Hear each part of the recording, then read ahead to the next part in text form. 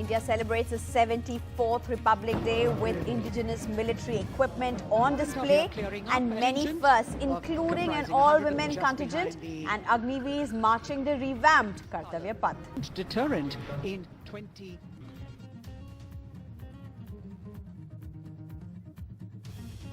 In Telangana, the governor versus government friction plays out at Republic Day.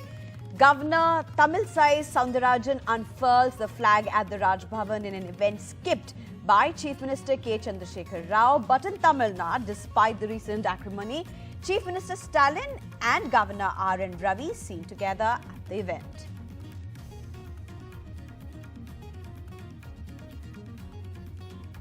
And amidst the row over the BBC docu-series on Prime Minister Modi, Congress in Kerala screens the documentary at Shanmugam Beach, and Jadavpur University in West Bengal holds a screening led by SFI.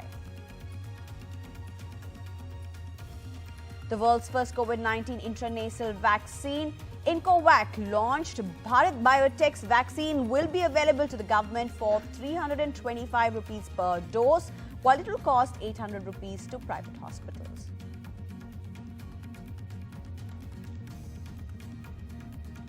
Famous in the 90s for kidnappings and murders, West Champaran turns a new leaf. Migrant labourer that was forced to head back home during lockdown finds a new vocation in startup zone in Chanpatia. This is NDTV's special report.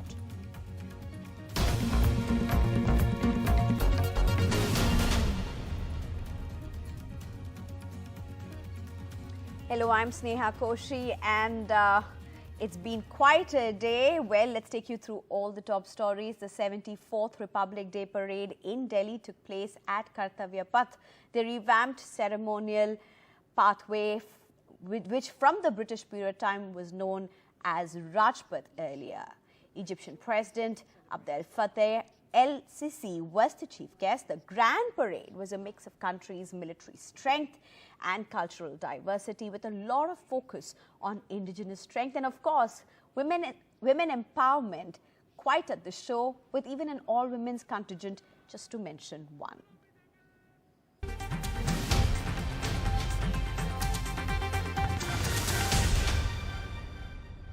Led by Colonel Mahmood Mohammed 144 soldiers of the Egyptian Armed Forces marching down Kartavya Path. Their President Abdel Fattah al-Sisi, the chief guest on this India's 74th Republic Day. It was a foggy morning today. Along Kartavya Path, though, the armed forces were at their best, marching to several martial tunes.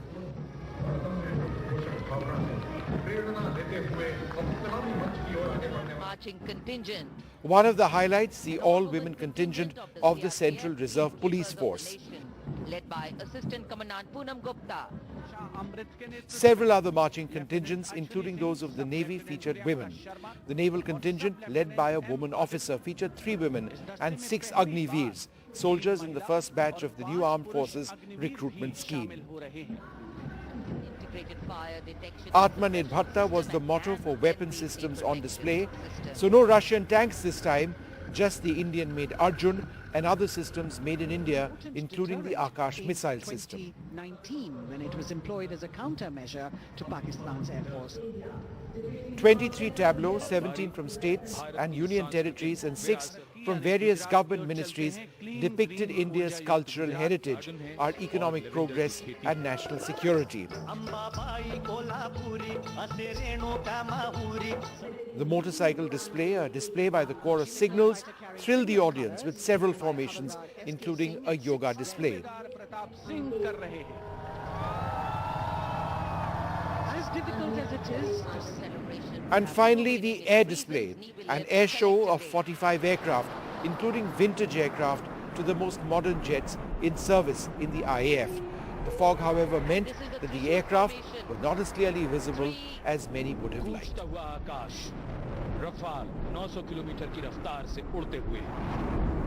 Vishnu Shom for NDTV. And well, there also seem to be politics at play even though it was Republic Day. In Telangana, the governor versus government friction played out at Republic Day. Governor Tamilisai Soundararajan unfurled the flag at the Raj Bhavan in an event skipped by Chief Minister K. Chandrasekhar Rao. But in Tamil Nadu, despite the recent acrimony, Chief Minister Stalin and Governor R.N. Ravi were seen together at the event. Uma Sudhir reports. Telangana and Tamil Nadu, two states where differences between the governor and elected government are playing out. In Hyderabad, Telangana Governor Tamilisai Soundararajan unfurled the national flag at Raj Bhavan in the presence of the Chief Secretary and State Police Chief, but without the Chief Minister. Whereas in Tamil Nadu, Chief Minister M.K. Stalin was with Governor R.N. Ravi for the official Republic Day event, even though only recently there was a face-off after the governor deviated from the government-approved speech in the assembly. The marginalized people should have farms and houses. Few should not have farmhouses. That is not the development. The Telangana High Court had on Wednesday ordered the state government to celebrate Republic Day, including the parade, according to guidelines issued by the centre in a manner befitting the occasion, permitting the participation of the public.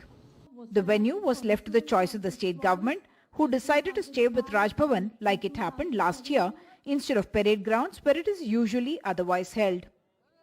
So relations between the governor and the chief minister have been quite strained in the last couple of years or so, when the governor has in fact been saying that the state government has not been following protocol and has been ignoring her and in fact humiliating the office of the governor, whereas the state government and the BRS leaders are in fact saying that the governor is acting like an agent of the central government and of the BJP itself. With Sam Daniel in Chennai, in Hyderabad, with camera person Nagraju, Uma Sudhir, NDTV. And Union Health Minister Mansukh Mandavia and Science and Technology Minister Jitendra Singh launched the world's first COVID-19 intranasal vaccine. And this, of course, comes at a very important time, known as Incovac. It has been developed by India's Bharat Biotech. The vaccine will be available to the government for 325 rupees per dose, while it will cost 800 rupees to private hospitals. The company in December last year got the approval for the primary 2-dose schedule and as a heterologous booster dose.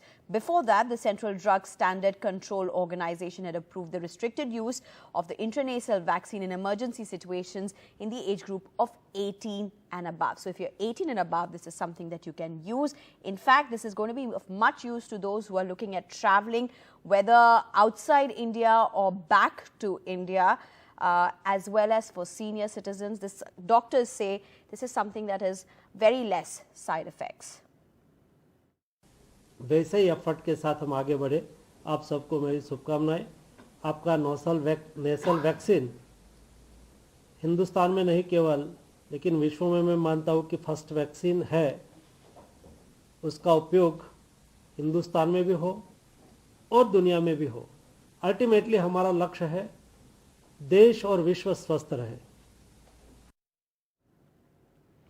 And amidst the ongoing controversy over the BBC docuseries on Prime Minister Modi, the Congress in Kerala has gone ahead and screened the documentary in Thiruvananthapuram today. In Kerala, the documentary is at the centre of a row, even as a Congress veteran, A.K. Antony's son, Anil K. Antony, recently quit the party, alleging intolerant calls to retract a tweet in which he had defied the Congress stand and called the BBC a documentary a dangerous precedent. However, Congress in Kerala has said that this is not their one-off screening and they are planning a series of screenings across different districts in Kerala and even universities. A strong political statement, even as several student-led organizations, particularly even the left-back SFI, has been giving calls for the screenings in several university.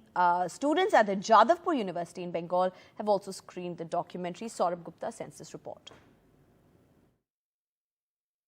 Well, the documentary screening that has actually drawn a lot of attention is now over. At the Jadavpur University, the documentary was screened without any interference from the police or law enforcement. Now you can see, of course, people leaving after viewing the documentary. So clearly, in Jadapur University, organized by the SFI, the documentary screening has of course gone off without any kind of interference from law enforcement, and that's perhaps what is starkly different from what we've seen in the national capital. In Kolkata, of course, the ruling party is the Trinamool Congress. Several MPs of the Trinamool Congress also have called for screening of the documentary, or have asked for people to watch it. Now, of course, the opposition party of the left and the students wing of the left, the SFI, has organized the screening of the documentary, and the documentary screening has finally ended, with the SFI ending the documentary as soon as it ended. You can see, of course, on that laptop was when they watched it, because they had to watch it on laptops due to some technical failure, and of course the end credits is where the documentary screening ended. So clearly the documentary has been screened in Jadapur University in Kolkata without any interference from the law enforcement, and that's of course the latest on the screening of this documentary, and more such calls for screenings have been given at other universities in Kolkata. With camera person Aniruddha Tripathi at the Jadapur University campus in Kolkata, Saurabh Gupta, NDTV. And the Guwahati High Court has ordered the Assam government to resettle 100 families that were evicted during a drive in Dhalpur's Gorakhkuti. This follows a PIL by Assam's leader of opposition, Debabrata Saikia. The eviction took place in 2021 and had turned violent, even killing 2 people, including a minor boy, in the police firing. And there are around 600 families of the 700 that have already been rehabilitated. And based on the PIL, now the Guwahati High Court has said the other 100 also need to be rehabilitated. Ratnadeep joins us with more on this. The court actually has ordered that about 100 family resettlement was not done, and that has to be carried out. That's what the court has ordered the government to do. The PIL, which the leader of the opposition, Debabrata Saikia, had filed last year, it basically wanted, it wanted that the cabinet decision for eviction should be reviewed, but the court observed that in its order that they don't find any merit that they should intervene in the cabinet decision, but they have ordered for resettlement of 100 families. Remember, there are an estimated 700 families which got evicted in 2021, August 2021, in Darang district, Dhalpur, in Gorakhkuti area, when the government decided that they will start an agro project there. And in that eviction, there were protests, and the eviction actually turned violent. People protested, police had to fire, and in that police firing, in that police action, 2 people died, including a minor. And that created a lot of there was a lot of politicking over it.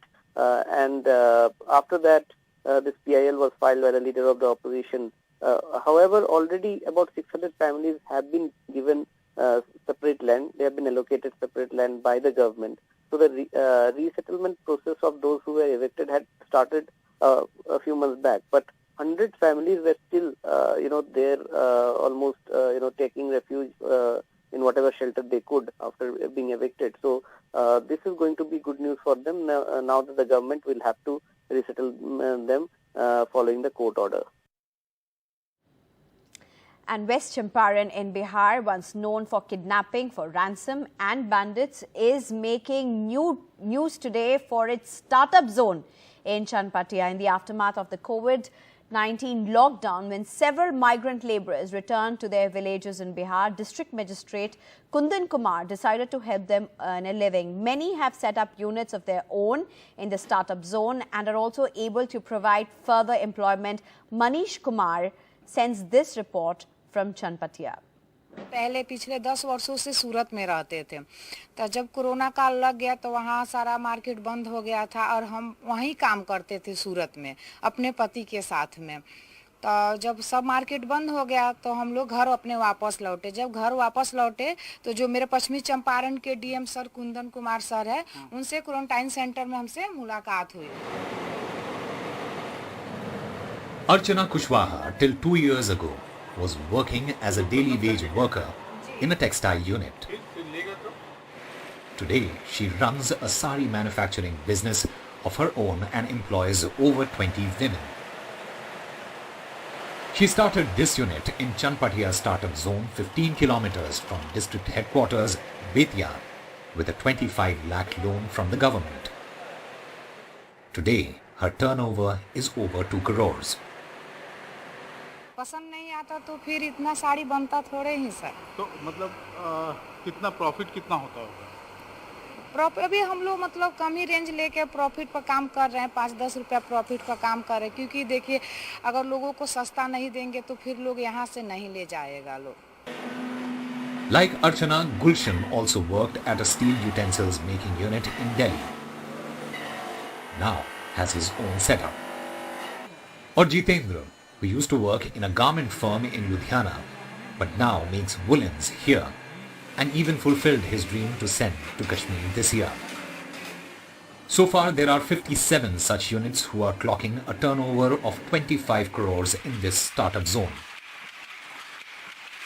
यहाँ पे हम लोग बर्तन manufacturing कर रहे हैं, ठीक है। पहले हम लोग दिल्ली में थे, दिल्ली में भी अपनी फैक्ट्री थी, अब यहाँ पे अपनी मैन्युफैक्चरिंग यहाँ पे बिहार में भी चालू करी है। तो दिल्ली में और यहाँ में क्या अंतर है? दिल्ली में यहाँ में कोई खास अंतर नहीं है, पर लेकिन मार्केट अच्छा है बिहार का बर्तन के मामले में। ये से लो और मतलब मिनिमम का भी हम लोग बनाते हैं और अच्छे पीस भी जो होते हैं बढ़िया में। तो खरीदार हैं?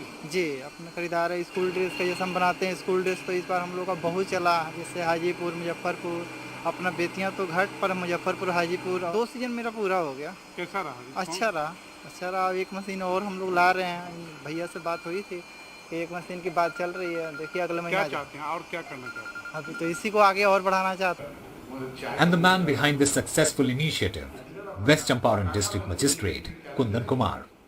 He says this bulk production model is now being scaled up. अब जो नेक्स्ट स्टेप है उसमें ये है कि लगभग 141 लोग ऐसे हैं जो सूरत, लुधियाना, अमृतसर जैसे जगहों से यहाँ पे आना चाहते हैं, तो उनके लिए और स्पेस देखा जा रहा है जिससे किया जाएगा। This Chanpatia model today is manufacturing everything from e-rickshaws to dustbins, basket to saris and sweaters under the same roof. It has emerged as big talking point on how to check the migration of laborers from Bihar. With camera person Habib Ali and Manish Kumar in Chanpatia, Osama Shab for NDTV.